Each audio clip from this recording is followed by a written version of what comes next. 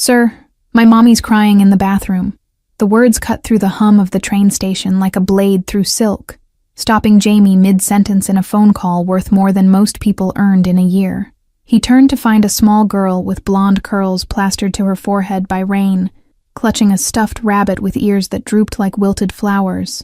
Her eyes held that particular shade of worry that children shouldn't know existed, the kind that comes from watching adults fall apart. Jamie's first instinct was to keep walking because other people's problems didn't concern men who built empires in shadows. But something in the child's face held him captive. She couldn't have been more than 6, wearing a coat that had seen better seasons, and shoes that squelched with each anxious shift of weight. The station swirled around them with the usual chaos of delayed departures and impatient travelers. But this small figure stood perfectly still, like she'd learned early that staying quiet made you invisible. The women's restroom door stood 20 feet away, painted institutional beige and marked with a sign that hung slightly crooked. Through the gap at the bottom, Jamie could see the shadow of feet that hadn't moved in several minutes, positioned in a stall, like someone trying to disappear into porcelain and tile. The girl's statement hadn't been a request for help exactly, more like an observation delivered to the universe in hopes someone might know what to do with it. "How long has she been in there?" His voice came out rougher than intended, the tone he used in boardrooms where men made decisions that affected entire distribution networks. The girl's eyes widened slightly, but she didn't step back, which showed either bravery or a complete lack of understanding about who deserved fear. She held up fingers in a configuration that might have meant 15 minutes or 50, depending on a 6-year-old's grasp of time. Rain drummed against the station's high windows, creating percussion that matched the anxiety radiating from this small person who'd chosen a stranger as her last resort. Jamie's world operated on calculations of risk versus reward, on knowing when to push and when to walk away from situations that could compromise carefully constructed legitimacy. Standing in a train station concerning himself with a crying woman and her daughter fell into the category of complications his security team would classify as unnecessary exposure. The girl's expectant expression suggested she'd identified him as someone who fixed things, an assessment that was simultaneously accurate and dangerously naive. The stuffed rabbit's button eyes seemed to judge him for the hesitation. The station's architecture created natural corridors of movement, where thousands passed daily without truly seeing each other, anonymous in their individual urgencies. Coffee shops and ticket counters formed a commercial perimeter around the waiting area, where molded plastic seats bolted to the floor offered minimal comfort. Announcements echoed from speakers that distorted every third word, creating a constant backdrop of almost information. The bathroom where the girl's mother hid became the epicenter of a small crisis playing out beneath everyone's notice. Jamie's expensive shoes made no sound on the polished floor as he moved closer. Through the gap under the door, he could now hear what the child must have been listening to, for however long she'd been standing guard. Quiet crying, the kind that came from someone trying desperately not to make noise, broken occasionally by hitched breathing that suggested the person had been at it a while. The girl shifted beside him, small fingers now twisted in the hem of her wet coat. She'd stopped looking at Jamie and fixed her gaze on the bathroom door like force of will might change what was happening behind it. Her shoes left small puddles on the tile that caught fluorescent light in rippling patterns. "My name is Bethany," she offered suddenly, the introduction formal in a way that suggested someone had taught her manners mattered even in disasters. "We came for Mommy's interview, but it went wrong somehow, and now we can't go home because the tickets cost money we don't have anymore." The information spilled out in that unfiltered way children delivered truths that adults learned to wrap in euphemism. She hugged the rabbit tighter, its damp fur leaving a wet patch on her coat. The simplicity of her explanation contained layers of catastrophe that Jamie's mind automatically calculated into scenarios of missed rent and empty refrigerators. His phone buzzed twice in his pocket, messages from people whose patience had limits that didn't account for bathroom emergencies in train stations. The legitimate side of his business empire required constant attention, careful separation from activities that happened in warehouses after dark. The crying stopped abruptly, replaced by the sound of running water and paper towels being pulled from a dispenser in aggressive quantities. Someone was composing themselves, gathering pieces back together before facing the world that waited outside a bathroom stall. Jamie stepped back from the door, some instinct suggesting the woman inside wouldn't appreciate an audience for her emergence. Bethany remained rooted in place, small sentinel refusing to abandon her post. The station's crowds flowed around them like water around stones. A man in a business suit rushed past carrying 3 shopping bags and the stress of someone running late. Two teenagers laughed at something on a phone screen, their joy creating sharp contrast to the tension concentrated near the bathroom door. The normalcy of everyone else's day made this small crisis feel both insignificant and monumentally important, depending on which perspective mattered more. When the door finally opened, the woman who stepped out bore little resemblance to whatever image Jamie had constructed from crying sounds and a child's worried face. She was young, blonde hair pulled back in a bun that had started neat hours ago, but now listed to one side. Her eyes were red, but her spine was straight, jaw set in a line that spoke of determination, fighting a losing battle with reality. She took in Jamie's presence with a flicker of confusion, before her gaze dropped to Bethany, and something in her expression cracked just slightly before resetting to careful blankness. Her clothes were clean but worn, professional in a way that spoke of careful preservation rather than regular replacement. A purse hung from her shoulder, the leather cracked at the corners from years of use. She touched Bethany's head with a tenderness that made something uncomfortable shift in Jamie's chest. "Baby, I asked you to wait by the chairs." Her voice carried the hoarse quality of recent tears, but the tone was gentle, corrective without anger. She didn't acknowledge Jamie directly, which suggested either she assumed Bethany had approached him or was too far into survival mode to care about social niceties. The woman's hands trembled slightly as she smoothed Bethany's wet curls, a gesture that seemed more about grounding herself than fixing the child's appearance. He seemed like someone who helps people. Bethany's logic was sound, if dangerously optimistic about human nature. The woman's eyes finally met Jamie's properly, and in that moment he watched her make rapid calculations about what his expensive suit and confident stance meant for her situation. She saw wealth, possibly opportunity, probably danger of a different kind than the immediate crisis she was navigating. Her chin lifted in a defensive gesture that protected dignity, even when circumstances had stripped away almost everything else. "I apologize for my daughter bothering you."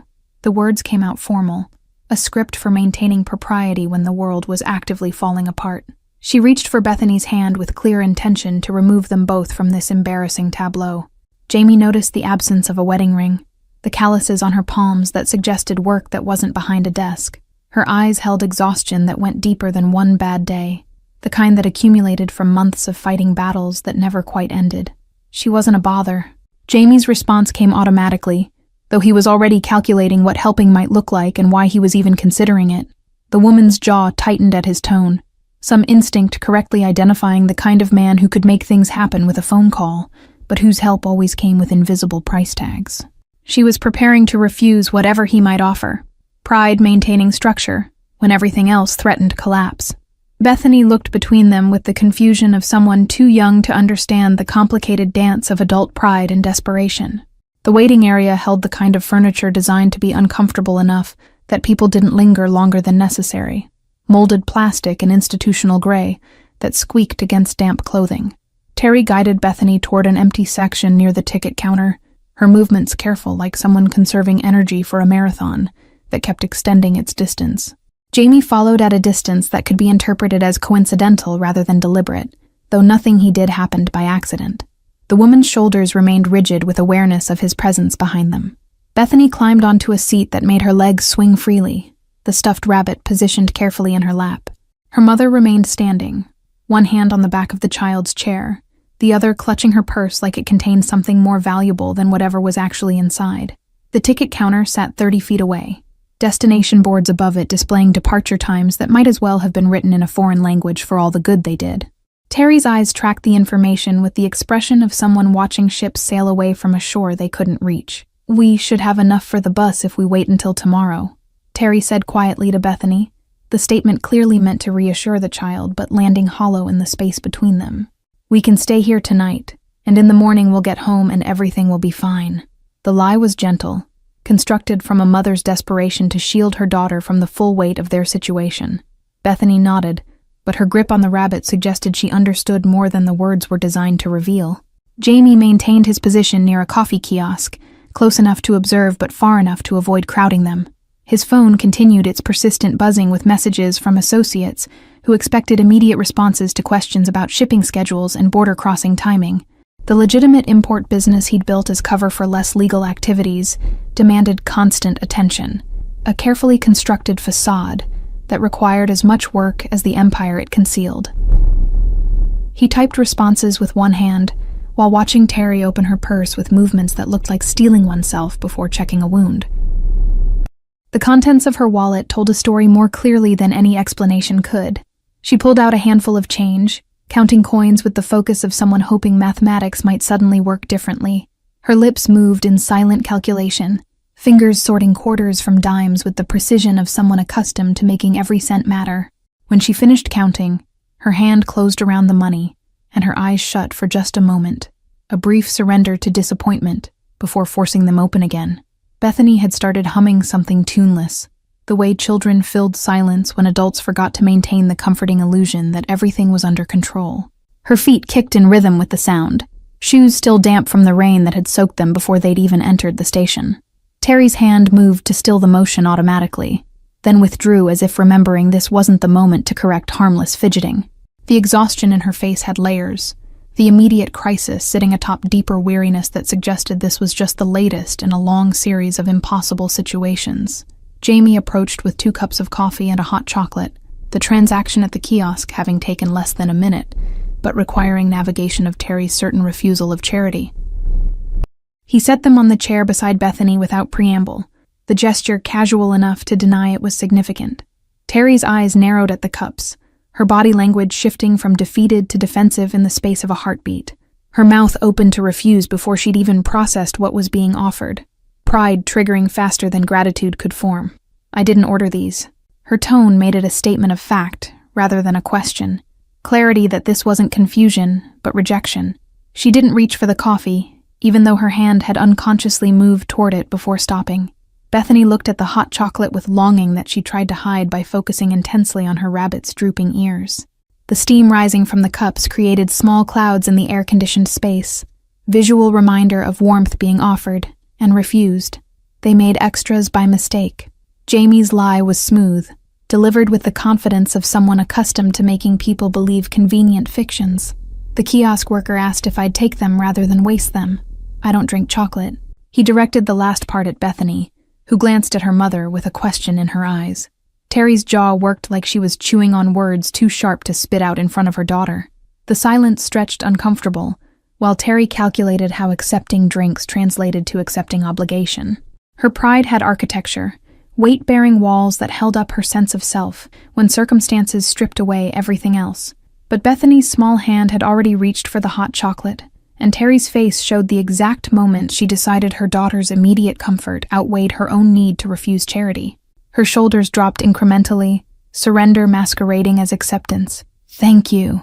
The words came out tight, extracted rather than offered freely. She took one of the coffees but didn't drink it, just held the cup like its warmth was the actual gift, rather than the contents.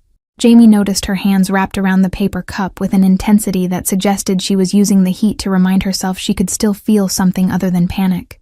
Bethany sipped her chocolate, leaving a foam mustache that made her look even younger than 6.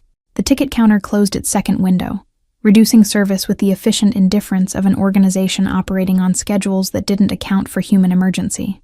The line that had been 6 people deep minutes ago dwindled to 3. Travelers purchasing their escape from this transitional space to wherever they had the resources to go. Terry watched the transactions with an expression that transformed longing into something harder. Acceptance that some doors closed simply because you stood on the wrong side of them. "The interview didn't go badly," Terry said suddenly, the statement directed at no one in particular or perhaps at herself. "I answered everything correctly. My references were solid. My experience matched what they needed." She paused, taking a breath that shook slightly. "They just decided to go with someone internal. Saved them relocation costs." The explanation came out flat. Recitation of facts that added up to doors closing despite doing everything right. Bethany had chocolate on her chin now, focused entirely on the sweetness in her cup, with the beautiful singularity of childhood attention. Terry pulled a napkin from her purse and wiped the child's face with automatic gentleness, the gesture so practiced it happened without conscious thought. Jamie recognized the interview story for what it was. Not an invitation for sympathy, but a defense against the assumption that failure resulted from inadequacy rather than circumstances. She was establishing she'd done everything right, that poverty wasn't a moral failure, but a mathematical problem without solution. What kind of work? Jamie's question was strategic, opening the conversation to possibilities without making offers that would trigger her defensive pride. He already knew the answer would reveal education and skills, that this wasn't a woman who lacked capability, but one whom fortune had simply stopped favoring. Terry's eyes met his with that calculating expression again, weighing whether engaging meant inviting help she'd have to refuse. Executive administration, she answered finally, the title carrying weight of a career that existed in past tense. I managed schedules, communications, logistics for a VP-level executive before the company downsized. 6 years of experience, proficiency in 3 software systems, organizational skills that kept a department running smoothly.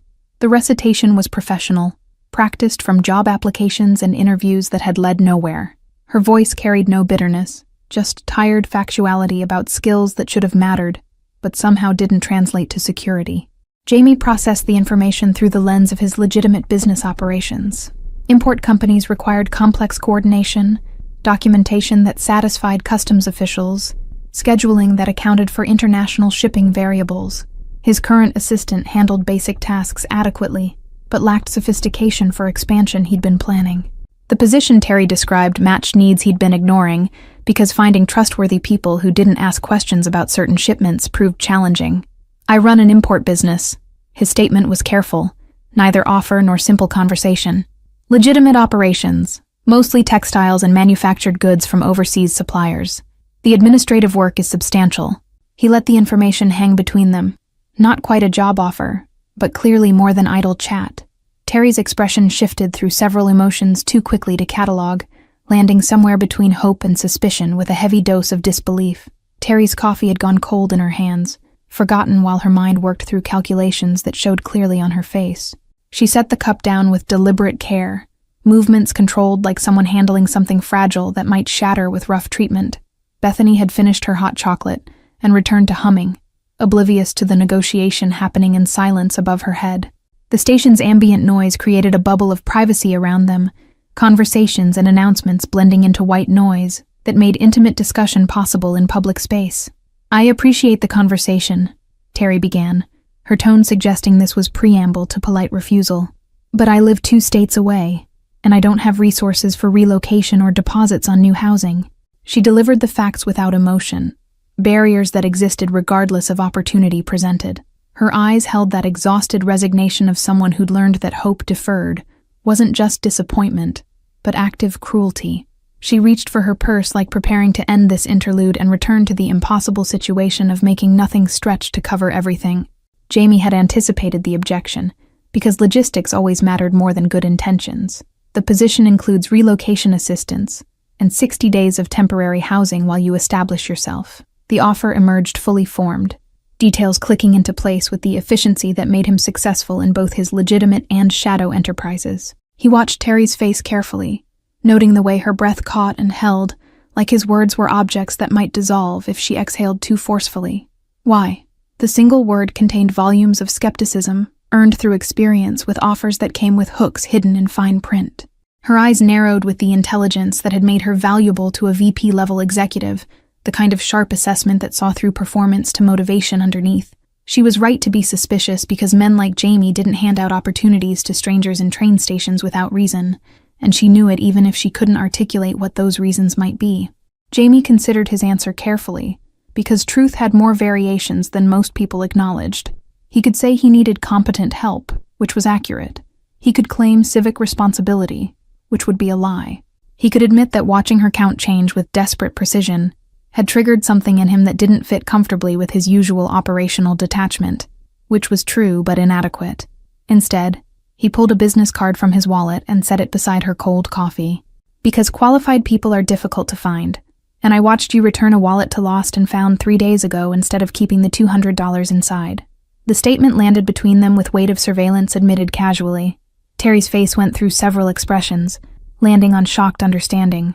She'd been observed, her moment of moral choice witnessed and apparently judged worthy of reward.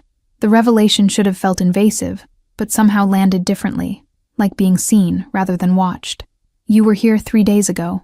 She spoke slowly, assembling timeline that suddenly had new significance. The interview that failed had been the same day she'd found the wallet, same station where desperation and integrity had gone to war inside her. Jamie's presence during that private battle meant her current crisis was unfolding in front of the same witness who'd seen her choose difficulty over compromise. The coincidence seemed too neat, which meant it probably wasn't coincidence at all. I maintain interest in people who make difficult choices correctly. Jamie's explanation offered no apology for observation or intervention. His world ran on information, on knowing who could be trusted when pressure mounted and easy options presented themselves. Terry's decision to return money she desperately needed had revealed character that couldn't be faked on resumes or demonstrated in interviews. The test had been unintentional, but the results were conclusive. Bethany tugged on her mother's sleeve, pulling attention down to her level. "Does this mean we can go home tomorrow?" Her question held a child's ability to cut through complexity to the only detail that actually mattered to her small world. Terry's hand moved to smooth her daughter's hair, buying time while her mind worked through implications of accepting help from a man who admittedly conducted surveillance on strangers in train stations. "It means Mommy needs to think about some things," Terry answered carefully, giving herself space to process without disappointing her daughter with immediate rejection. She picked up the business card, turning it over like hidden information might be printed on the back. Russo Import Company was embossed in simple lettering, an address in the city's business district, a phone number. Nothing about it screamed danger, but nothing about it explained why its owner had been watching her either. Jamie recognized the hesitation for what it was, not rejection, but evaluation. She was smart enough to know that accepting would create obligation she couldn't define yet, and cautious enough to suspect that undefined obligation was exactly how people got trapped in situations they couldn't escape. Her fingers traced the raised lettering on the card, while her eyes stayed fixed on his face, searching for tells that might reveal what this offer would actually cost. "The position is real," he said, addressing the suspicion he could see forming. "The work is legitimate administrative coordination, nothing that would compromise you legally or morally. You'd have your own apartment, separate from any obligation to me personally." The clarification was necessary, because he could see her mind going to places where powerful men helped desperate women, with expectations that had nothing to do with filing systems. Her shoulders relaxed incrementally at the boundaries he drew. "I'd need references from your previous employer, standard background check, 2-week trial period to ensure the position fits both our needs." Jamie continued building structure around the offer, transforming it from charity into transaction with clear parameters. Business terms created safety that generosity couldn't, rules that protected both parties from the messy complications of gratitude and obligation. Terry's expression shifted again, calculation replacing wariness as she processed the proposal through professional rather than desperate lens. The ticket counter's final window closed, metal grate sliding down with finality that declared this space closed for business until morning. Terry's eyes tracked the movement, visible reminder that her current options were narrowing toward sleeping in plastic chairs, while Bethany asked innocent questions about whether people lived in train stations. The choice Jamie offered wasn't between good and bad, but between uncertain risk and certain impossibility. "I'd want the offer in writing," Terry said finally, her voice steadier than it had been since emerging from the bathroom. "Employment contract, housing details, salary expectations, all of it documented before I uproot my daughter." The requirements were reasonable, protective without being paranoid. She was negotiating now rather than refusing, which meant some part of her had decided to hope despite experience teaching her that hope was usually premature. Jamie pulled out his phone, fingers moving across the screen with practiced efficiency. "I'll have my attorney draft everything tonight and email it within 3 hours.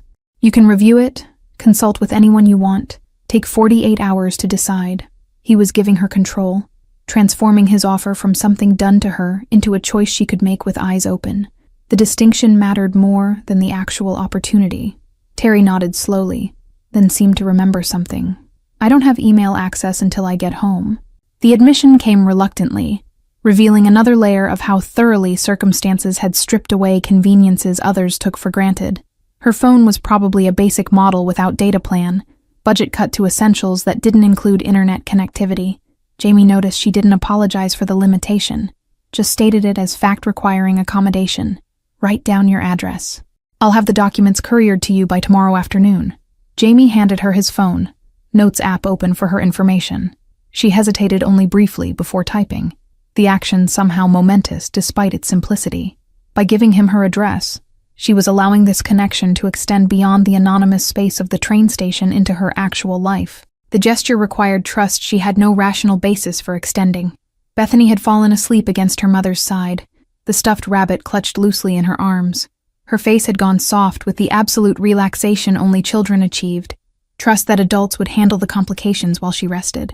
Terry's hand moved unconsciously to cup her daughter's head, protective gesture that happened without thought. When she looked up at Jamie, something in her expression had shifted from defensive suspicion to cautious possibility, like someone considering that maybe the universe wasn't entirely composed of closed doors. The courier arrived at Terry's apartment building on a Tuesday afternoon, a professional in a pressed uniform carrying an envelope that felt heavier than paper should. She signed for it with hands that trembled slightly, the action making real what had felt dreamlike in the fluorescent unreality of the train station. Bethany pressed against her side, trying to see what the important-looking package contained. The courier drove away in a vehicle too clean for their neighborhood, leaving Terry standing in a hallway that smelled of old cooking and deferred maintenance. Inside the envelope were documents formatted with the precision of expensive legal counsel, each clause numbered and explained in language that managed to be both technical and clear. The employment contract offered a salary that was generous without being suspicious, benefits that included health insurance and retirement matching. Housing assistance came with specific addresses of 3 apartment options, all in neighborhoods Terry had researched online at the library and knew were safe, clean, places where Bethany could play outside without constant supervision. She read through everything twice, then a third time looking for the catch that experience insisted must exist somewhere in the carefully constructed paragraphs. Men with resources didn't help women with nothing unless they wanted something specific in return, and she'd learned to identify those transactions before they trapped her. But the contract was airtight in its professionalism, boundaries drawn clearly around work hours and responsibilities that had nothing to do with personal availability. The reference check authorization made her stomach clench, because her former employer had been sympathetic, but clear that budget cuts meant her position was eliminated, not her performance questioned. She'd left on good terms, but couldn't shake the fear that somehow that wouldn't translate into the recommendation that might determine whether Bethany slept in a real bed next month. Her pen hovered over the signature line, while she calculated risk versus continuing the exhausting mathematics of poverty. Bethany had spread her drawing supplies across the kitchen table, coloring with the intense focus she applied to anything that let her create. The crayons were worn to nubs, some colors missing entirely from a set that had been budget priced to begin with. She was drawing a house with flowers in front, a sun in the corner, 2 stick figures holding hands with a smaller figure between them. The image was achingly normal, a child's vision of stability that Terry hadn't been able to provide. "Is that our new house?" Terry asked, watching her daughter add yellow to the sun with careful strokes. Bethany nodded without looking up, adding a tree with a swing that showed optimism Terry couldn't afford to share completely. The drawing represented hope that came easily to children, but felt dangerous to adults who knew how quickly situations could collapse. Still, Terry picked up the pen and signed the documents before caution could override desperation. The phone call to Jamie's office connected her to an assistant whose voice carried the efficient warmth of someone trained to make strangers feel attended to without actual intimacy. She confirmed receipt of the signed contracts, mentioned that housing options would be available for viewing this weekend if Terry could make the trip. The assistant's tone suggested this was routine, just another hiring process rather than a life raft thrown to someone drowning in circumstances beyond control. Jamie had included train tickets in the envelope, round-trip passage for 2 with a departure time that gave Terry 3 days to pack a life that barely filled 4 suitcases. The gesture solved the immediate transportation problem while creating new anxiety about what came after these tickets, whether this rescue would prove temporary or transform into the stability she'd been chasing for 2 years. She held the tickets like they might dissolve if she acknowledged them too directly. Her landlord accepted notice with the indifference of someone accustomed to tenants who came and went, according to economic tides they couldn't control. The apartment had never been home exactly, just a space they occupied between better circumstances and worse possibilities. Packing revealed how little they actually owned, how much of life could be reduced to essentials when choice was removed from the equation. Bethany's toys fit in a single box, her clothes in a small suitcase that had belonged to Terry's mother. The train ride north happened in a blur of landscape that transformed from familiar to foreign as miles accumulated. Bethany pressed her face against the window, narrating observations about cows and barns and trees that all looked the same to Terry's anxious eyes. The tickets Jamie had sent were for seats with actual cushioning, not the hard benches of economy travel. Small comfort that somehow made the unreality of the situation more pronounced. The apartment options were in a building with security doors and mailboxes that locked, hallways that smelled like cleaning products instead of resignation.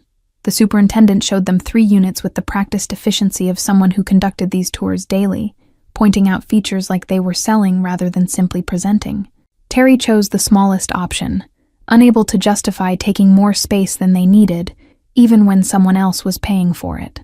"You start Monday," the assistant informed her during a brief meeting in an office with windows that overlooked the business district's morning rush. "The first 2 weeks will be orientation, learning our systems and processes. Mr. Russo handles certain aspects of the business personally and requires discretion regarding his schedule and contacts." The phrasing was careful, suggesting layers to the operation that weren't her concern, but existed nonetheless. The weekend before her start date, Terry unpacked their belongings into an apartment that felt surreal in its stability. The refrigerator hummed with efficient newness. The locks on the door actually required keys that worked smoothly. Bethany claimed the smaller bedroom with joy that made Terry's chest ache, hanging her few drawings on walls that would accept tape without landlords threatening security deposit deductions. Normal felt foreign after so long making do with precarious. Sunday night she couldn't sleep, lying in a bed that didn't squeak with every movement, and staring at a ceiling that didn't have water stains mapping previous tenants' disasters. The contract sat on her nightstand, proof that this wasn't imagination or desperate fantasy.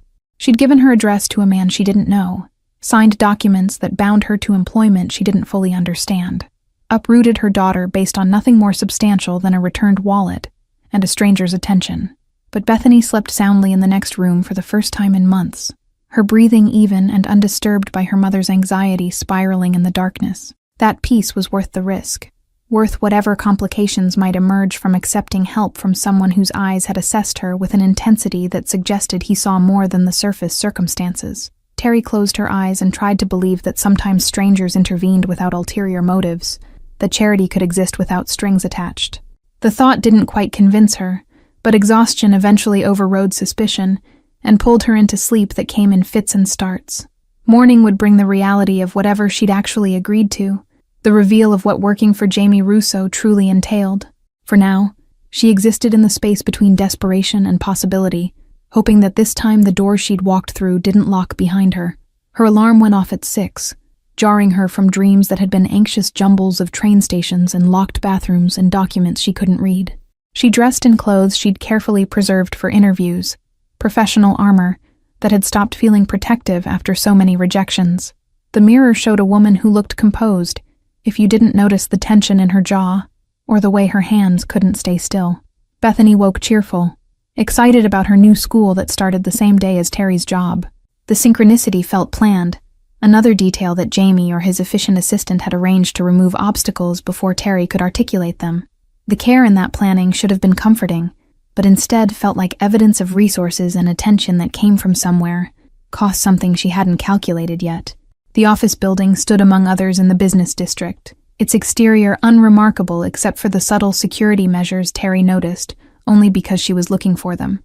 Cameras positioned at angles that covered entrances without being obvious, a reception desk staffed by someone whose attention tracked everyone who entered with professional assessment disguised as courtesy. She gave her name and watched recognition register immediately, like she'd been expected, prepared for, briefed about. Jamie's assistant met her in the lobby, a woman in her 40s named Patricia, who managed to convey both warmth and boundaries in her handshake. "Mr. Russo is in meetings until 10, so I'll handle your orientation this morning." She led Terry to an elevator that required a key card for certain floors, explaining security protocols with the casual efficiency of someone who'd given this speech before. The building hummed with the activity of legitimate commerce, people conducting business that left paper trails and satisfied regulators. Her office was small but had a window, a desk with a computer that looked recent, rather than salvaged from previous generations of technology. Patricia handed her a badge with her photo already printed, benefits paperwork that had been partially completed with information from her contract. "You'll handle administrative coordination for 3 departments: logistics, customs compliance, and vendor relations. Mr. Russo oversees all 3, but needs someone who can manage the daily details that keep everything running smoothly." The work itself was exactly what Terry had done before, just scaled larger, and with international complications that domestic operations hadn't required. She spent the morning learning software systems that were intuitive enough she'd be proficient within days. Patricia introduced her to department heads who welcomed her with the cautious politeness of people uncertain whether she was temporary help or someone with the boss's ear. The distinction mattered in offices where proximity to power determined hierarchy as much as actual title did. Jamie appeared just before lunch, entering the administrative area with the quiet confidence of someone who owned not just the company, but the space itself. People's posture changed when he was present, becoming more focused, more careful with their words. He stopped at Terry's desk, his attention complete in a way that made her understand why people would follow his direction, without questioning whether they should. Settling in. The question was casual, but his eyes assessed her for signs of regret or discomfort. Patricia's been thorough. Terry kept her response professional, not quite warm but not defensive either. She was aware of eyes watching this interaction, colleagues calculating what her connection to Jamie might mean for office dynamics. He seemed to notice the attention too, nodding once before moving to his own office without prolonging the moment. The brevity felt intentional, establishing distance that would let her build credibility, separate from however she'd been hired. Lunch was at her desk because she didn't know the social dynamics yet, didn't want to navigate cafeteria politics on her first day. She'd packed a sandwich in the morning, budget habits persisting even though her salary meant she could afford the cafe downstairs. Patricia stopped by with coffee, sitting on the edge of Terry's desk with the familiarity of someone establishing mentorship. "He doesn't usually take such personal interest in hiring," she said carefully, not quite asking but clearly curious. "I was in the right place when he needed someone." Terry's response was truthful enough without inviting more questions. She appreciated that Patricia let it rest there, accepting the non-explanation with the wisdom of someone who'd worked for Jamie long enough to know some things weren't her business. The conversation shifted to safer topics. Which departments had the most urgent needs, who could be trusted to provide accurate information, versus who required verification of everything they claimed. The afternoon brought her first direct interaction with Jamie's schedule, a request that she coordinate a meeting between 3 vendors whose time zones made simultaneous availability challenging. She worked through the puzzle methodically, finding a window that minimized inconvenience for everyone involved. When she sent the final calendar invitations, Jamie appeared at her desk again, this time with a document that needed formatting for a presentation. "Can you have this ready by 4? The task was simple, but the deadline was tight, requiring focus that didn't allow for second-guessing or perfectionist revision. Terry formatted the document with the efficiency of someone who'd spent years making executives look prepared for meetings they'd barely reviewed materials for. She delivered it at 3:45, the extra 15 minutes a buffer that proved unnecessary but felt professional. Jamie scanned through it quickly, nodded approval, then surprised her by asking if Bethany had settled into her new school. The personal question in the middle of a work interaction caught Terry off guard, though she tried not to show it.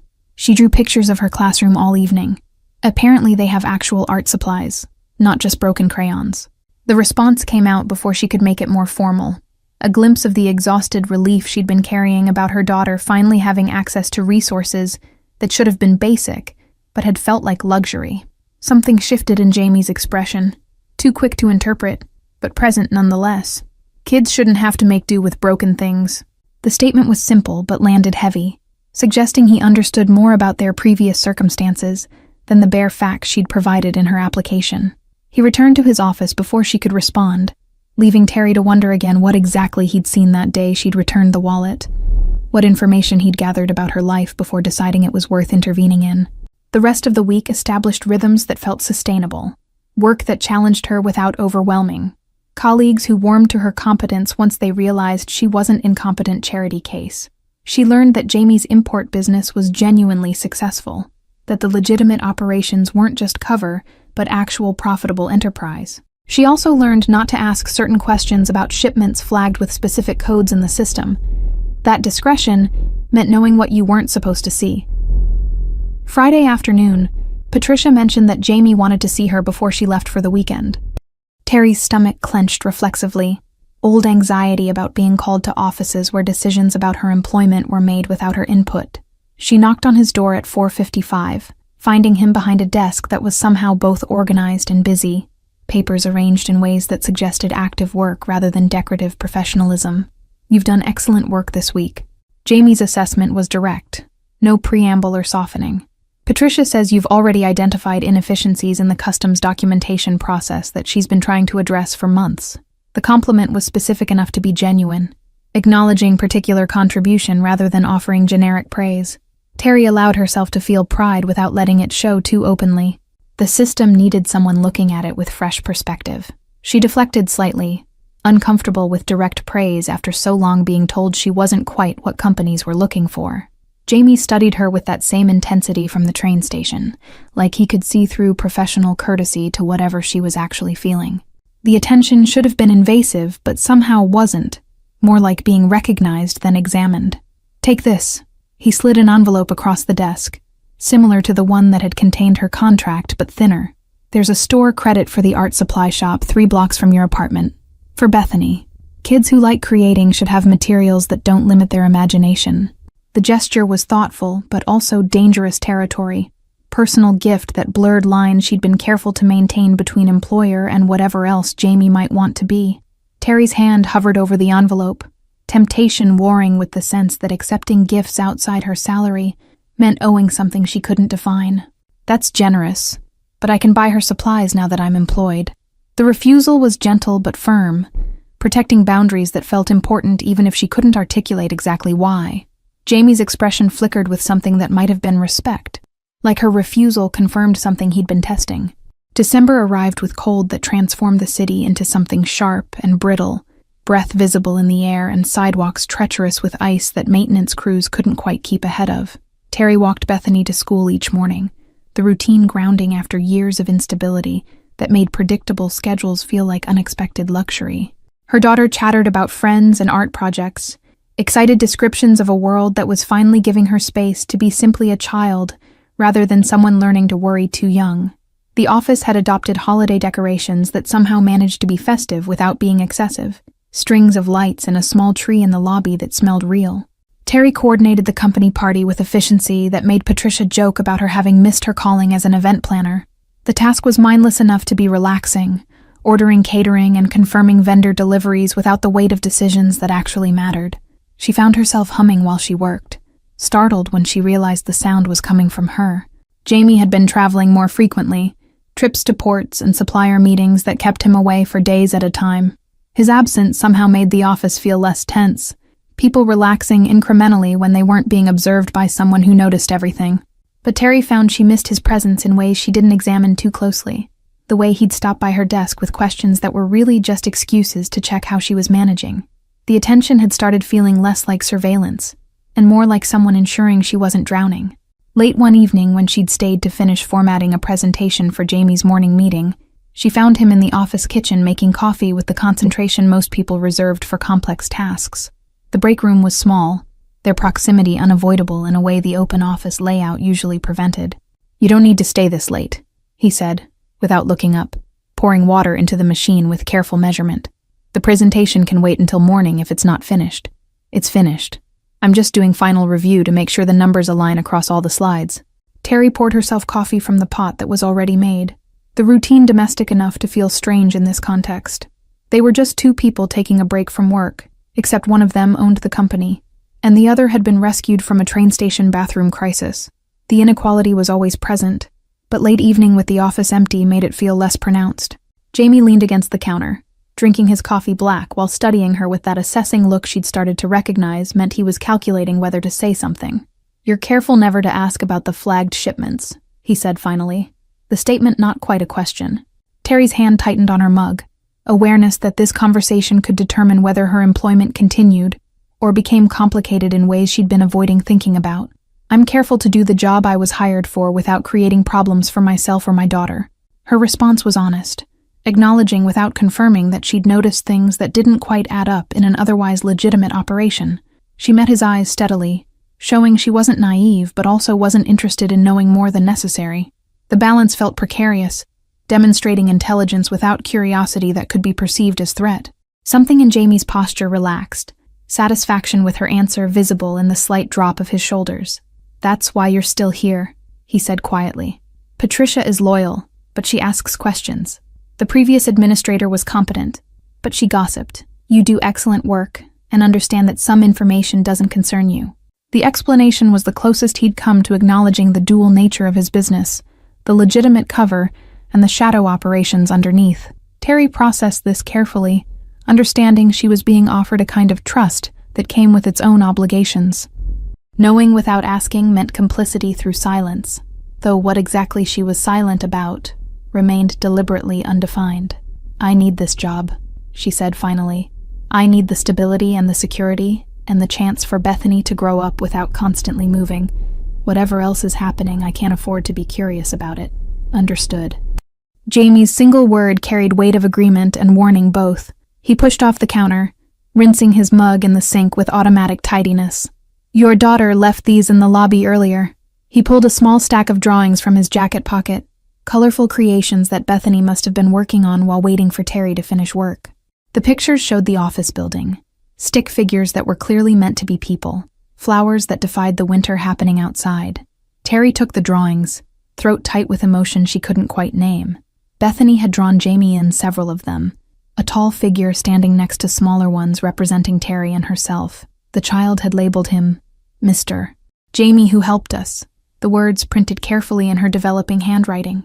The innocence of it contrasted sharply with the conversation they'd just had about willful ignorance and necessary silence. "She talks about you at dinner sometimes," Terry admitted, surprising herself with the sharing. "You're the man who makes sure we have everything we need. She doesn't understand that's what employers do. She thinks you're specially kind." The distinction mattered because Bethany's interpretation transformed business transaction into personal care, a narrative that was both true and dangerously incomplete. Jamie studied the drawing where Bethany had put the three of them together, something unreadable crossing his face. "Maybe she's not wrong," he said quietly. So soft Terry almost didn't hear it. Then he was moving toward his office, the moment broken, before it could develop into something that would require response. Terry stood in the break room holding her daughter's artwork, trying to understand what had just shifted between them. The weekend brought the first real snow, the kind that transformed the city into something beautiful before it became inconvenient. Terry and Bethany built a snowman in the small courtyard of their apartment building, their daughter's laughter bright against the muffled quiet that snow created. Other families emerged for the same purpose, kids throwing snowballs and parents drinking coffee from thermoses. Normal life happening all around them, the kind of normal Terry had thought might be permanently out of reach. Monday morning found flowers on her desk, a small arrangement in winter colors, with a card that said simply, "For making the chaos manageable, J.R." Patricia raised an eyebrow when she saw them but didn't comment, though her expression suggested she was revising her understanding of whatever dynamic existed between Terry and their employer. The flowers felt significant in ways that had nothing to do with their monetary value, acknowledgement that rippled through the office in glances and whispered speculation. Terry left them on her desk without comment, refusing to feed the gossip by either hiding or explaining them. She did her work with the same competence she'd brought since her first day, coordinating schedules and managing communications with efficiency that made her indispensable. If people wanted to speculate about her relationship with Jamie, she couldn't control that. But she could control her own behavior, maintaining professionalism that gave them nothing concrete to discuss. Jamie himself seemed unconcerned with office gossip, his interactions with Terry remaining professional with occasional glimpses of something warmer that she'd started to recognize as genuine care rather than obligation. He asked about Bethany's school play, remembered that Terry's birthday passed without fanfare, and arranged for the office to surprise her with cake. Small gestures that added up to attention that went beyond employer responsibility into territory that felt personal. The holiday party happened on a Friday evening, the office transformed with catering and music that made the space feel festive rather than corporate. Terry had dressed carefully, professional, but acknowledging this was celebration rather than standard workday. She'd helped Bethany with homework before Patricia's teenage daughter arrived to babysit. The arrangement another thoughtful detail that removed obstacles before Terry had to navigate them. Jamie found her near the food table, holding a glass of wine she'd been sipping slowly. "You clean up nice," he said. The compliment casual, but his eyes doing that assessment thing that made her aware of herself in ways she'd been avoiding. She'd worn a dress she'd found at a consignment shop, deep blue that flattered without being obvious. His approval registered as warmth that spread through her chest, dangerous pleasure in being noticed by someone whose attention she'd told herself was purely professional.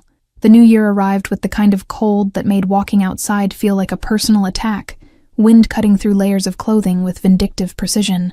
Terry had settled into rhythms that felt sustainable, mornings with Bethany that were peaceful rather than rushed, work that challenged without overwhelming, evenings where she could actually relax instead of calculating how to stretch resources through another week. The stability still felt fragile, like something that might dissolve if she acknowledged it too directly, but it was becoming harder to remember the constant anxiety that had defined her previous existence. Jamie had returned from a trip to the port cities looking tired in a way that had nothing to do with jet lag, tension in his shoulders that suggested complications in the parts of his business she deliberately didn't ask about. He'd been shorter with people all week, impatient with delays and errors that normally he'd handle with controlled calm. Terry had learned to read his moods through small signs, the way his jaw tightened when problems escalated beyond simple solutions, how his responses became clipped when stress mounted past his ability to compartmentalize it effectively. Thursday afternoon brought a visitor that changed the office atmosphere immediately, a man in an expensive suit whose presence made everyone suddenly very busy with tasks that kept them at their desks. He walked past reception without checking in, moving through the space with the entitlement of someone who didn't need permission. Terry watched him disappear into Jamie's office, the door closing with a firmness that suggested privacy was non-negotiable. Patricia appeared at Terry's desk moments later, her expression carefully neutral in a way that communicated warning. "Marcus Ventano," Patricia said quietly, the name delivered like it should mean something. "He and Jamie have business history that predates the import company. If he comes out and speaks to you, be polite but don't engage beyond basic courtesy." The instruction was clear, even though the reasoning remained deliberately vague. Terry nodded understanding, returning her attention to her computer screen while remaining hyper-aware of the closed door and whatever conversation was happening behind it. The voices that eventually emerged from Jamie's office were controlled but heated, the kind of argument that happened between people who knew each other well enough to dispense with pretense. Terry couldn't make out words, but the tone was unmistakable, disagreement that had history and weight behind it. Other employees had found reasons to be elsewhere, the open office area suddenly sparse with people who'd decided afternoon meetings or early departures were necessary. Only Terry remained at her desk, because leaving felt more conspicuous than staying. When the door opened, Marcus emerged first, his expression dark with anger that he was making minimal effort to conceal. His eyes swept the office and landed on Terry with an assessment that felt invasive, cataloging her presence and making calculations she didn't want to understand. "So this is the new one," he said, not to Terry, but to Jamie, who'd followed him out. The phrasing suggested she was one in a series, a replacement for previous people who'd occupied her role, and apparently left under circumstances that made Marcus skeptical. "Terry handles administrative coordination." Jamie's voice was flat, professional distance that drew clear lines around what Marcus was entitled to know. "She's not involved in anything beyond legitimate operations."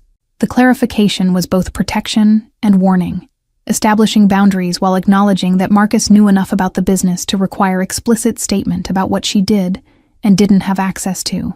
Terry kept her eyes on her computer screen, typing nonsense into a document while appearing fully absorbed in work. Marcus laughed, the sound carrying no humor. They never are, until suddenly they're making phone calls to people who ask uncomfortable questions. He moved closer to Terry's desk, invading space in a way that felt deliberately threatening. "You seem smarter than the last one, though. Hopefully smart enough to understand that curiosity is expensive in ways your salary doesn't compensate for." The threat was casual, delivered with the confidence of someone accustomed to intimidating people into compliance. Jamie crossed the space between them faster than Terry would have thought possible for someone who normally moved with calculated deliberation, positioning himself between Marcus and her desk. "She's under my protection," he said quietly, the words somehow more threatening for their lack of volume. "Which means she's under the protection of everyone who values their ongoing business relationships with me. Make sure that's clearly understood by anyone who might be confused about it."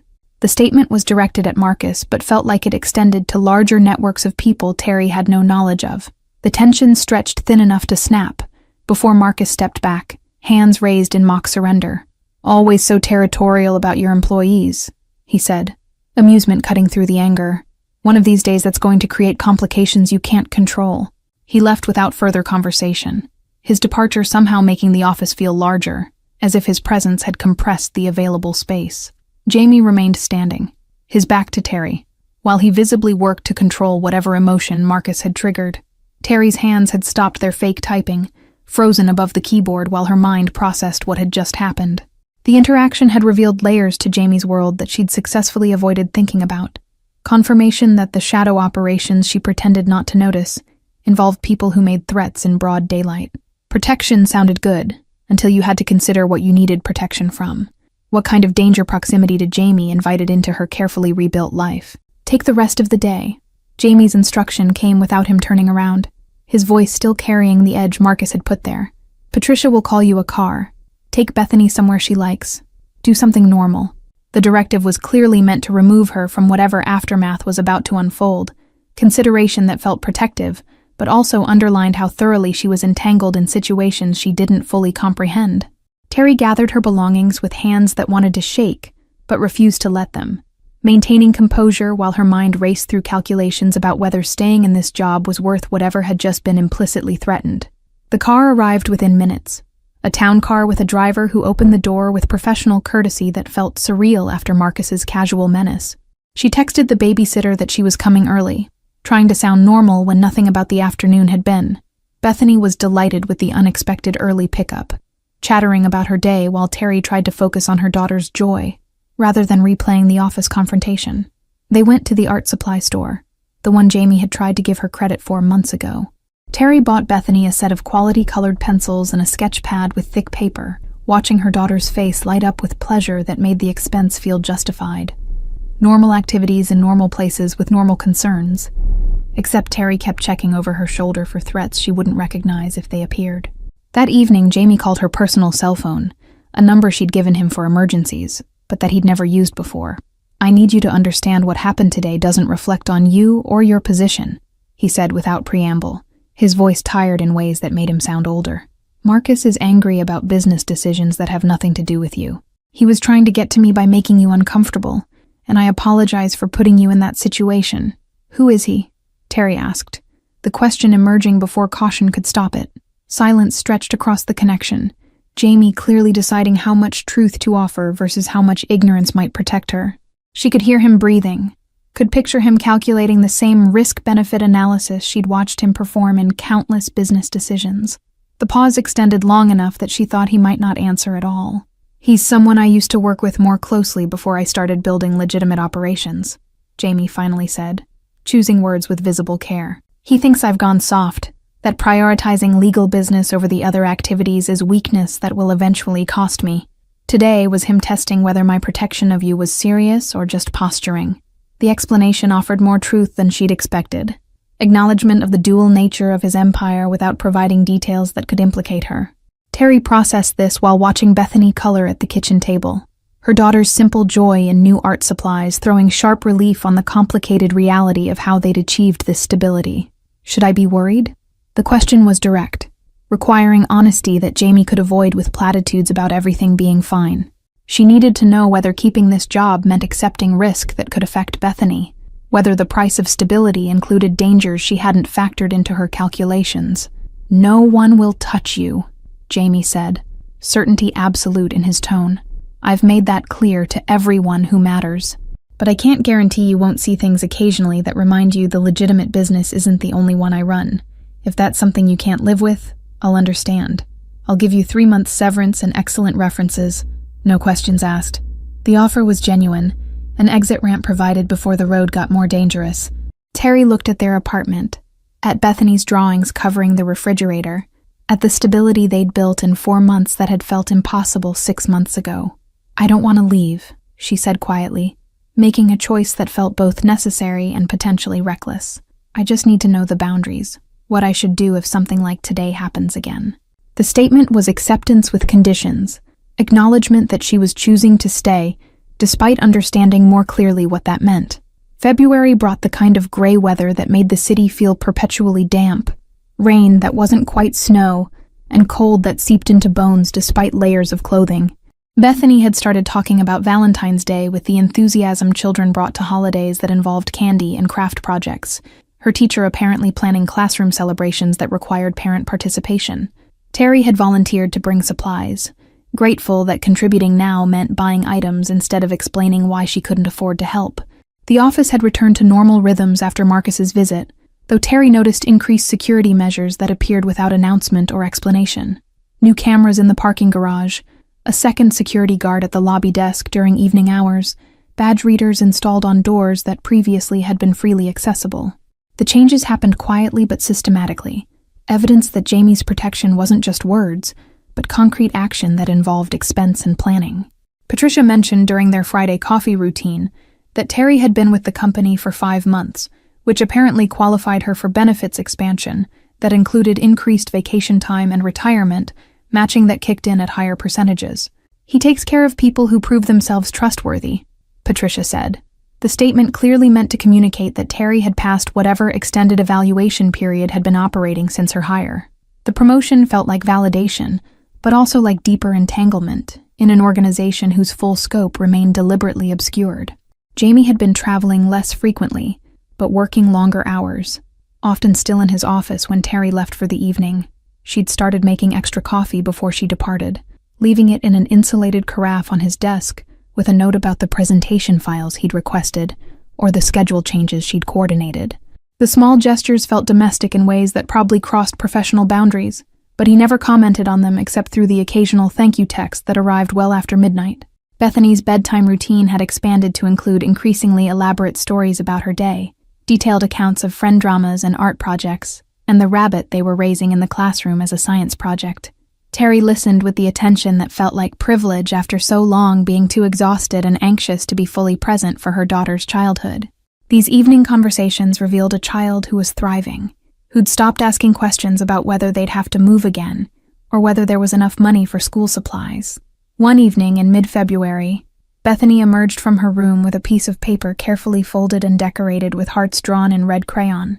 "We're supposed to write letters for Valentine's Day," she explained, climbing into Terry's lap with the solid weight of a child who felt secure enough to still seek physical comfort. "I wrote mine to the universe, like how we used to do when we didn't have anyone specific to write to. Is that okay?" Terry's throat tightened at the memory of earlier, harder times when they'd written wishes to nobody in particular, because hope needed somewhere to go even without clear destination. "That's perfect, baby. What did you wish for?"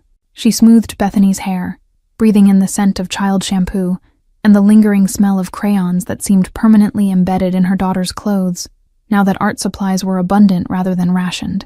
"I wished for us to stay here forever," Bethany said simply, her child's understanding of forever meaning stability, rather than literal eternity. "And I wished that Mr. Jamie could be part of our family for real, not just because he's Mommy's boss. He seems lonely sometimes when he thinks nobody's watching him." The observation was delivered with the clarity children brought to emotional truths that adults learn to ignore, insight that made Terry realize her daughter saw more than she'd credited. The letter remained on the kitchen counter where Bethany left it, folded into a shape that was attempting to be an envelope, but mostly just looked like a rectangle with extra creases.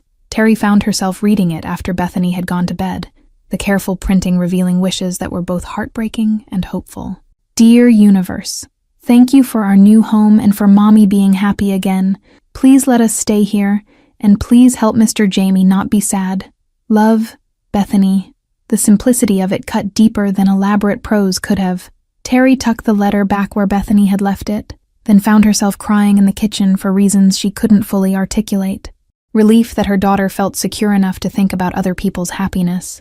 Guilt that achieving stability had required accepting help from someone whose business involved enough danger that men like Marcus made threats in offices. Fear that Bethany's attachment to Jamie would become another complication in a situation already too complicated to navigate cleanly. The emotions tangled together until she couldn't separate one from another. Monday brought a software crisis that required Terry to stay late coordinating with IT support across 3 time zones, the kind of problem that was nobody's fault, but everyone's responsibility to fix. By the time systems were restored and she'd verified that no data had been lost, the office had emptied except for Jamie's light still visible under his door. She knocked softly before entering, finding him behind his desk with the exhausted focus of someone who'd been staring at screens too long. "We're back online," she reported, setting a status report on his desk. "No data loss, all backups verified. Systems should be stable through the morning." The technical details were what he needed to know, facts that let him move forward with whatever decisions depended on operational capacity. He nodded thanks, but didn't look up, attention still fixed on whatever document consumed his focus. Terry turned to leave, then made a decision that felt risky, but necessary. "Bethany wrote you a Valentine," she said, the statement stopping him mid-sentence in whatever he was reading. She doesn't know I'm telling you, and I'm not giving it to you because it's addressed to the universe, not to a person. But I thought you should know that a 6-year-old thinks you're lonely and wants you to be happy. The information was offered without expectation of response, just truth that felt important to share, even if it created awkwardness. Jamie's expression did something complicated, emotions crossing his face too quickly to catalog before settling into something that looked like surprised vulnerability. "I am lonely," he said quietly, the admission seeming to surprise him as much as it surprised Terry. "I built all of this, the legitimate business and the other operations, thinking power and control would be enough. Then you and Bethany showed up in a train station and somehow a 6-year-old sees through everything I've carefully constructed." The honesty hung between them, more intimate than anything physical could have been because it was truth without armor. Terry found herself moving closer to his desk, drawn by the same instinct that had made her return a wallet when she desperately needed the money inside.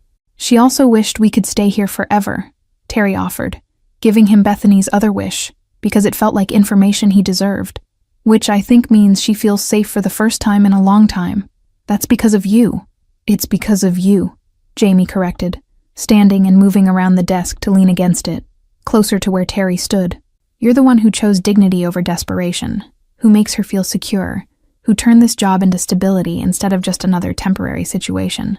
I just opened a door. You walked through it and built something worth keeping." The compliment was specific, acknowledging her agency in their changed circumstances rather than positioning himself as sole architect of their rescue. The admission settled between them with a weight that felt permanent, acknowledgement that what they'd built together exceeded the transactional nature of employer and employee. Terry found herself studying his face in the low office lighting, noticing details she'd deliberately avoided cataloging before because seeing them felt like admitting something she wasn't ready to name. The slight scar above his left eyebrow that suggested a past more violent than import businesses typically required, the way his jaw tightened when he was working through complicated decisions, how his eyes softened specifically when Bethany was mentioned in ways they never did during business discussions. These observations had accumulated over months of proximity, filed away in the part of her mind that recognized danger in getting too close to someone whose world operated by rules she didn't fully understand. Jamie seemed to be conducting his own assessment, his gaze tracking across her features with the same intensity he brought to contract negotiations and shipping manifests. She wondered what he saw when he looked at her now, versus that first day in the train station when she'd been composed, desperation held together by maternal determination and the last threads of dignity. The woman standing in his office bore little physical resemblance to that version of herself, better clothes and regular meals having restored what months of poverty had stripped away. But Terry suspected the changes he was cataloging went deeper than surface improvements. She'd stopped flinching at unexpected expenses, stopped calculating every purchase against survival mathematics, stopped carrying the permanent tension of someone waiting for the next catastrophe. The transformation was visible in ways that had nothing to do with her wardrobe. "Bethany asked me last week if you were going to be her new daddy," Terry said quietly, the confession emerging without planning, because the evening had already crossed so many boundaries that one more felt inevitable. "I told her that adults had complicated relationships that didn't follow the same rules as families in her storybooks. She looked at me like I was being deliberately difficult and said that you already acted like a daddy, so why couldn't you just be one officially?" The child's logic was simultaneously naive and devastatingly accurate, cutting through the complicated calculations adults employed to protect themselves from vulnerability. Jamie's expression transformed through several emotions too quickly to catalog individually, landing somewhere between longing and fear that suggested Bethany's question had touched something he'd been avoiding examining too closely. The space between them felt charged with possibility that had been building for months, through coffee left on desks and flowers given without occasion and protection, offered against men who made threats. Terry knew crossing the professional distance would complicate everything, knew that mixing gratitude with attraction was dangerous territory, but Bethany's wish about family echoed in her mind, and the loneliness in Jamie's admission matched something in her own, carefully guarded heart.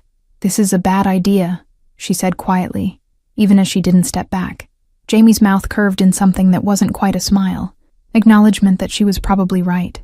"Terrible idea," he agreed, his voice dropping lower. "You work for me. You depend on me for your stability.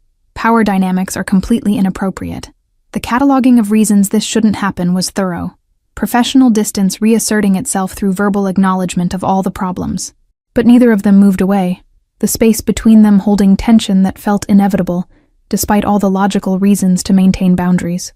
The office was empty, the city dark beyond the windows, and for once the complications of their situation felt less important than the simple fact that two lonely people had found something unexpected in each other. Terry's breath caught when Jamie's hand lifted toward her face, pausing before contact like seeking permission. The knock on the office door shattered the moment with the efficiency of cold water, both of them stepping back as security guard appeared with the end-of-night building check. "Just making sure you're locked up when you leave, Mr. Russo," the guard said, pretending not to notice the tension he'd interrupted. Jamie nodded acknowledgement, professional mask sliding back into place with practiced ease. Terry gathered her belongings with hands that weren't quite steady, the almost moment hanging between them like unfinished sentence. March arrived with the kind of weather that couldn't decide what season it belonged to, days that alternated between winter's last gasps and spring's tentative promises. Terry had been with the company for 6 months, a milestone that felt significant in ways that had nothing to do with employment benefits or probation periods ending.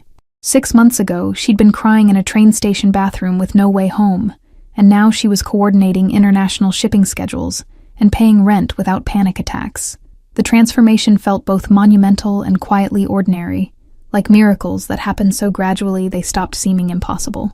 Jamie had been different since the evening they'd almost crossed lines they couldn't uncross, careful about proximity in ways that somehow made the awareness between them more pronounced. He still left thank you notes when she made coffee, still asked about Bethany with genuine interest, but there was new weight to the interactions that hadn't existed before. They were dancing around something neither of them had language for, professional colleagues who'd become something more without clear definition of what that more actually meant. The company secured a new contract with suppliers in Southeast Asia, expansion that required hiring additional staff and restructuring departments to handle increased volume. Patricia suggested Terry for a promotion to operations manager, position that came with salary increase and office with a door that closed. The opportunity was legitimate merit-based advancement, but Terry couldn't help wondering if Jamie had influenced the decision. When she asked Patricia directly, the older woman had just smiled and said that competence spoke for itself, regardless of who was paying attention. Bethany's school scheduled parent-teacher conferences on a Wednesday afternoon, requiring Terry to leave work early for the first time since starting her position. She'd mentioned it to Jamie in passing during their morning schedule review, not requesting permission, but informing him of the absence. He'd nodded acknowledgement, then surprised her an hour later by asking if she'd mind if he attended the conference with her. As a friend who's interested in her progress, he clarified, giving her space to refuse without awkwardness. The question should have felt like overstepping, inappropriate blurring of boundaries between employer and employee, but Terry found herself agreeing before fully processing the implications. Bethany had been asking when she could show Mr. Jamie her artwork displayed in the school hallway, when he might have time to see the rabbit their class was raising. The child had no framework for understanding complicated adult relationships, only knew that Jamie was someone important, who made her mother smile more than she had in the difficult years before they'd moved. They drove to the school separately, but arrived within minutes of each other, meeting in the parking lot where other parents were gathering for their scheduled appointments. Jamie looked different outside the office context, somehow more approachable in jeans and a casual jacket than he ever did in expensive suits. Teachers and other parents noticed him with the instinctive recognition people gave to confidence and controlled power, curiosity in their glances about his relationship to Terry and Bethany. The conference itself was glowing, Bethany's teacher showing portfolio of artwork and reporting academic progress that suggested a child who was thriving intellectually and socially. "She's come so far since the beginning of the year," the teacher said, directing her comments to both Terry and Jamie like they were a unit. "The anxiety that was visible in her early work has completely disappeared. Whatever changes happened in your family situation have made a tremendous positive impact." The assessment was professional, but the implication was clear. Assumption that they were together creating stable home environment. Neither Terry nor Jamie corrected the assumption, some unspoken agreement passing between them. That explanation was more complicated than letting the misunderstanding stand. They toured the classroom afterward, Bethany appearing from wherever students waited during conferences to proudly show Jamie her displayed paintings. She held his hand with the unself-conscious affection of a child who'd decided someone was safe, chattering about techniques her teacher had shown her and which colors worked best for different subjects. The image of them together, Bethany's small hand in Jamie's larger one, while she explained her artistic process with earnest enthusiasm, created an ache in Terry's chest that was equal parts hope and fear. This was what family looked like from the outside, the casual intimacy of people who belonged to each other. But their situation was built on foundations that included returned wallets and train station desperation, and shadow businesses that involved men making threats. How did something that looked this right emerge from circumstances that had been so thoroughly wrong? After they left the school, Jamie suggested dinner at a family restaurant near Terry's apartment, the kind of place with crayons on tables and a children's menu that came with activity pages. Bethany accepted the invitation with delight that made refusal impossible, though Terry felt the evening shifting from professional courtesy into something that resembled actual date. They sat in a booth with Bethany between them, the child coloring while they waited for food and maintained conversation that carefully avoided work topics. "Do you think about that day in the train station?" Jamie asked after Bethany had been distracted by ice cream, the question quiet enough that only Terry could hear. She did think about it, more often than was probably healthy, the memory of desperate fear and his unexpected intervention that had somehow transformed into this life they were building.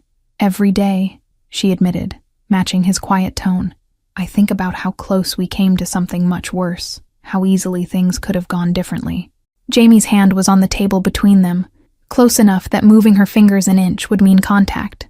She didn't move them, but didn't pull back either, existing in the space of almost touching that had characterized their relationship for months. "I think about it too," he said, eyes on Bethany, who was focused entirely on chocolate ice cream with sprinkles. "I think about walking past you, making the phone call more important than a child asking for help. How different everything would be if I'd made that choice." "Why didn't you?" Terry asked, the question one she'd wanted to voice since that first day but had never felt entitled to. Jamie was quiet for a long moment, watching Bethany with an expression that was complicated in ways Terry was beginning to understand. "Because I've spent years building walls," he finally said. "Power and control and careful distance from anything that might make me vulnerable. Then a 6-year-old looked at me like I was someone who helped people instead of someone who frightened them. And I wanted to be that person, even if just for a moment." The confession was the most honest thing he'd said since admitting he was lonely. Vulnerability that matched the night they'd almost kissed in his office. Terry's hand moved that final inch, fingertips brushing his palm in contact. That was brief, but deliberate. "You are that person," she said quietly. "The helping isn't pretense. It's just a side of yourself you don't show most people." Bethany saw it immediately because children are better at recognizing truth than adults are. Bethany finished her ice cream and announced she needed to use the bathroom, forcing Terry to break the moment and accompany her daughter. When they returned, Jamie had paid the check and was standing ready to leave, the spell of intimacy broken by the practical requirements of parenting and public spaces. They walked to their cars in the cooling evening, Bethany holding both their hands and swinging between them with the joy of a child who felt secure in her place between two adults who cared for her. "Thank you for coming tonight," Terry said when they reached her car. Bethany already buckled in her booster seat and fighting to keep her eyes open. Jamie stood close enough that she could see the gold flecks in his eyes, details she'd noticed in his office but felt more significant in the casual intimacy of a restaurant parking lot.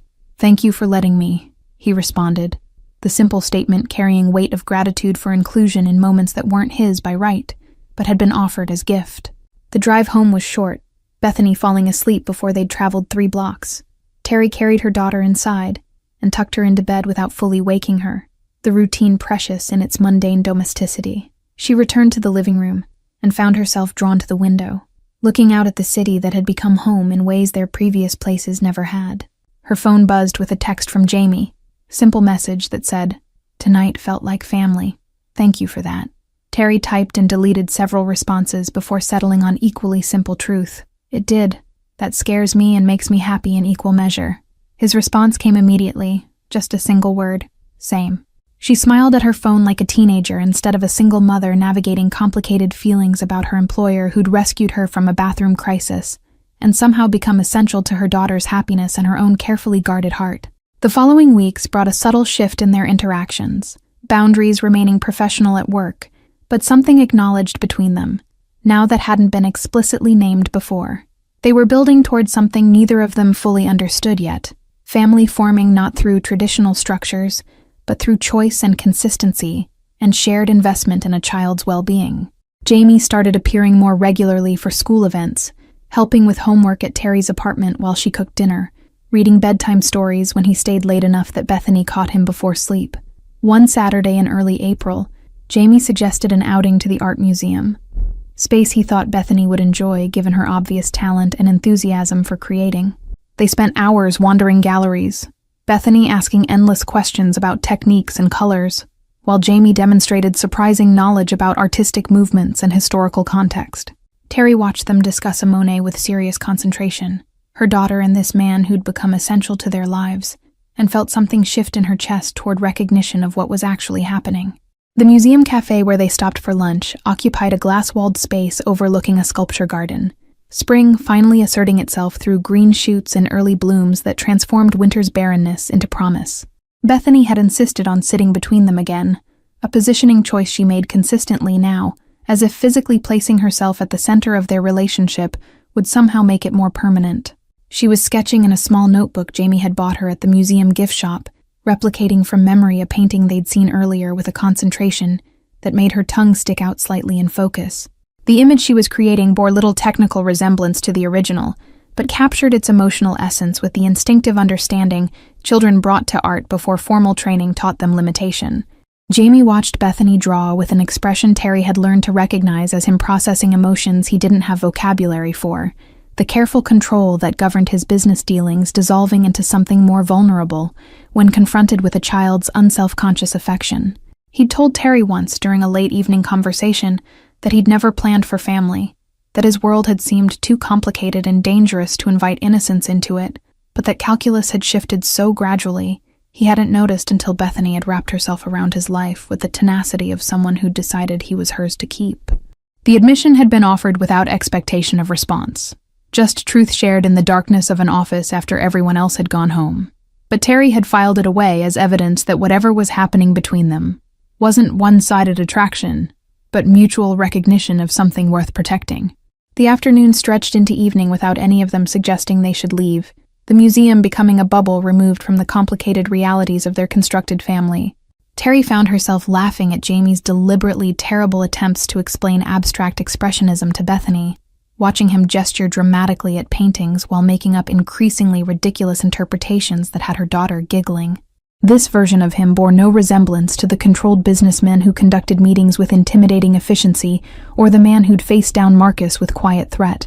He was simply someone trying to make a child laugh, succeeding through willing self-deprecation that revealed comfort with himself Terry envied. The evening felt like a gift, ordinary family time that was extraordinary precisely because they'd built it from circumstances that should have resulted in nothing more than brief train station encounter. They were becoming a family in all the ways that mattered, constructed not from obligation or traditional timelines, but from deliberate choice and consistent presence. Jamie had never promised forever, never made declarations about relationships or futures, but he showed up, repeatedly and reliably, choosing them when he could have chosen the easier path of distance. The love growing between them was quiet and complicated, built on foundation of returned wallets and train station interventions, and protection offered against dangerous men. That evening, after Bethany had fallen asleep between them on the couch during a movie, Jamie carried her to bed with the practiced ease of someone who'd done it before. He returned to find Terry still on the couch, comfortable in his presence in ways she'd stopped questioning. "I need to tell you something," he said, sitting down with the careful posture of someone preparing for difficult conversation. Terry's stomach clenched reflexively, old anxiety about good things ending resurfacing, despite months of stability. "I'm getting out," Jamie said quietly, the statement requiring no clarification about what exactly he was leaving. "The legitimate business is profitable enough to sustain itself, and I've spent 6 months systematically extracting myself from the other operations. Marcus and others aren't happy about it, but I've made arrangements that satisfy obligations without ongoing involvement." He paused, meeting her eyes with intensity that demanded honest reaction. "I'm doing this for myself, not for you or Bethany. But I need you to know that the complications you've been worried about are ending." Terry processed this carefully, understanding that the decision represented monumental shift in Jamie's life that preceded whatever was developing between them. "When?" she asked, needing timeline to anchor the information. "Final transitions happen over the next month," he explained. "By summer, Russo Import will be exclusively legitimate operations. I'll probably make less money, definitely have fewer connections to people who operate outside legal boundaries, but I'll also sleep better and won't have to worry about 6-year-olds getting caught in crossfire of my previous choices. The admission was gift and revelation both. Acknowledgement that Bethany's presence in his life had catalyzed change he'd been considering, but hadn't committed to until a child looked at him like he was someone who helped people, instead of someone who frightened them. Terry felt tears building behind her eyes, emotion that was relief and gratitude, and something deeper that she wasn't ready to name yet. That must be terrifying, she said, honoring the magnitude of what he was giving up. It is, Jamie agreed, reaching for her hand with deliberation that made the gesture significant, but less terrifying than the alternative. I watched you choose dignity over desperation in a train station, return money you desperately needed because it was the right thing. You made me want to be the person who deserved someone like you in his life. Bethany made me want to be someone who could show up without bringing danger. This is me trying to become that person, not just pretend to be him. Terry let herself cry then, quiet tears that were release of tension she'd been carrying since Marcus had made threats in her office. Jamie pulled her against him, solid presence that had become safety in ways she'd stopped believing were possible. They sat like that for a long time, two people who'd found each other in a train station bathroom crisis, and had somehow built something worth protecting from the complications of the past. The future was uncertain, full of questions about what they were to each other, and how to build family from unconventional foundations. But for the first time since her daughter had said, "Sir, my mommy's crying in the bathroom," Terry let herself believe that everything might actually work out. Thank you all for following this story. If you're enjoying it, write in the comments where you're watching from, and don't forget to like, subscribe, and share this video. Your support means everything and helps me continue creating these stories. Let me know if Terry, Jamie, and Bethany's journey touched your heart, and what other stories you'd like to see next.